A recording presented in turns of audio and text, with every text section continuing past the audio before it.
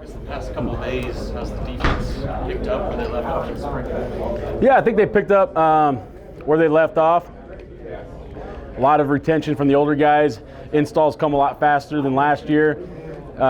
It's interesting for me, kind of a different install, kind of an older guy install and the younger guy install, because there's so much retention, because the kids work so hard in the summer. But the effort's been awesome. The communication's been awesome. And just their understanding of what we're trying to get done has been really, really good. Your freshman DBs, I know you're really high on them in the summer. How 4 days in, how are they looking? 4 days in, those guys have done some really, really good things.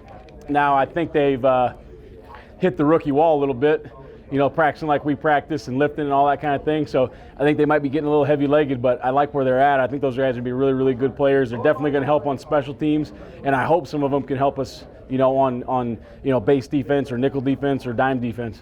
How nice is it to have Coach DeWitt out there, healthy and practice?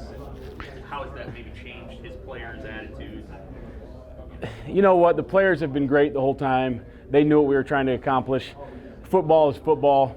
We can get the practice done, but just having them out there is just a high morale for all of us, I think. I mean, it's getting a member of your family back, and just to see him walking around and see him in the meeting room, and him giving me a little shit every day is awesome to have around. So it's unbelievable to have him back. You don't know what you have until you lose something sometimes, and I'm really glad he's back with us. He had talked on a radio interview about how the coaches and their families all kind of came around him and his family. Was that just something you guys naturally did because that's just who you guys are as a staff? Yeah, and I think, the coaches were trying to help him with the football, maybe, going to hang out with him in the hospital a little bit. To say the families did it's probably a lie. The wives did it. We have unbelievable wives. They're one tribe just like we are, and they kind of rallied around and made sure all the stuff at home was taken care of, and we tried to help with the football and his well-being. But I think we'd do that for any kid on the team, any staff member. That's just what you do when you're a family, I guess. You talked about the veterans that you have returning with as far as vocal leadership and just player leadership compared to a year ago. How far has that come? The leadership and the followership has come a long way. I think sometimes you have great leaders and then you have bad followers behind them. Right now we have really good followers and we have really good leaders. And if it's a leader that's talking, people are listening. And if it's another guy that maybe not be a leader, the leader's even listening.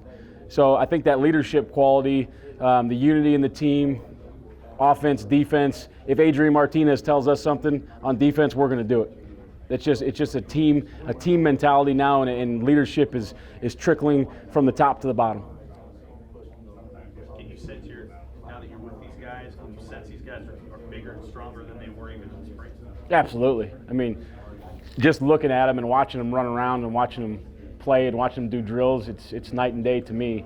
And I think ask Coach DeWitt about that. Even he's a better judge of that because like me and him talked, and he said, "What do you think?" I said, "Well, I think we're better." He said, "I think we're a lot better." When you're not around it for 4 months and then you jump back in, he's like, it just looks different. So I'll take his word for it. Is there a player that you feel like kind of exemplifies that through 4 days, or like the guy actually looks bigger and stronger? Well, I mean, I think those guys up front are really big and really strong.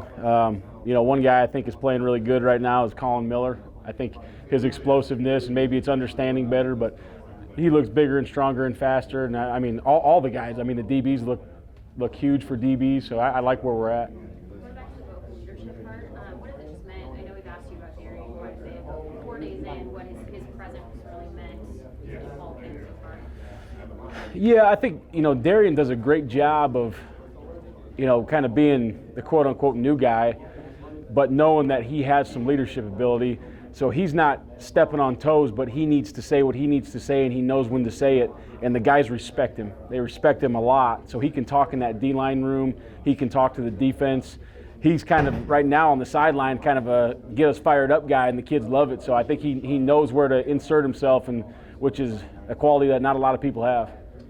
Coach Fisher was saying on his radio interview a while back that JoJo's a lot bigger now, and I know he kind of moved mid-season, so he was kind of dealing with whatever size he was at the time. Where's he at? How do you feel like he fits into the defense you want? I think JoJo can do a lot of jobs. Last year, he kind of had to play that nickel position. Now he's, 225, 230 pounds. So I think he can truly play some base outside linebacker, so he can allow us to get in out of a lot of packages because he hasn't lost his cover ability. You don't always have to sub with him. You can get 4 down, you can get into 3 down, you can get into 2 down with him, you can blitz him, you can cover him. So he gives you a lot of flexibility on just the multiple schemes we want to run. Because he had sort of the odd injury and then it happened again, how important is it to keep him as healthy as possible? I think, if you're not healthy, you can't play and you can't help us. So keeping him healthy is probably number one right now. Who on the offense has given the defense some trouble so far in practice? Well, the guy with the football every snap is pretty good, as you guys know. Adrian Martinez gives us a lot of problems. Wandale Robinson's given us a lot of problems. That guy's pretty special. I don't know exactly what his role is going to be or if he knows what he's doing because I don't coach on that side of the ball, but when he gets that ball in his hands in space, it's a problem right now. I like a lot of their skill. Their skill guys look really good. I mean, JD is really good, and Jack Stoll is good, and I know has helped them out quite a bit. Didrik Mills has been a nice addition at running back, so I think they got a lot of tools right now. You know who's had the upper hand, the offense or the defense early on? Oh, I don't know. We've played underwear football for a couple days, so I don't care if we win those because we should win. It's hard to pass block when you got enough pads on. The last 2 days, I think yesterday probably the defense a little bit. Today probably pretty even. Erik, how much further ahead is this defense in forcing turnovers and making splash plays? I mean, personally, being 4 days in, I think we're way ahead. Today, for instance, I think we grabbed 3 or 4 balls and interceptions and stripped a couple out. So when it happens, to me, when it happens in practice, what happens in practice shows up on Saturday. And right now it's happening in practice. Is it going to continue? That's my challenge to them. If it can continue, then I think we're going to be a really good turnover unit and we can get back to where I want to be as a defensive coordinator. If they just kind of let it slide, that was good enough, then we won't be again. But right now I really like where it's going. How would you judge the focus level of the players so far? Dramatically different, I would say. To me, the hardest thing in football as a player is to dial in and walkthroughs and teach periods and meetings. And right now, I haven't seen wandering eyes and poking my buddy and giggling in the back. That doesn't happen anymore. It's just guys are locked in, guys want to learn. Guys know this is competition. There's young guys in here to take my job, and I better stay locked in. And young guys know I want to take that job. I need to be locked in if I'm not getting the reps. So I think the focus is really good. Anything else? It's not a side note. Does it surprise you the success that Luke Gibson has had? No, not at all. I always thought that selfishly, I kind of wish we could have found a way to get him a medical red shirt or did something and put him in a different number. I would have loved to have him for another year because his best football's ahead of him. He's a really, really good football player that had some unfortunate injuries. He understands the game. He's physical.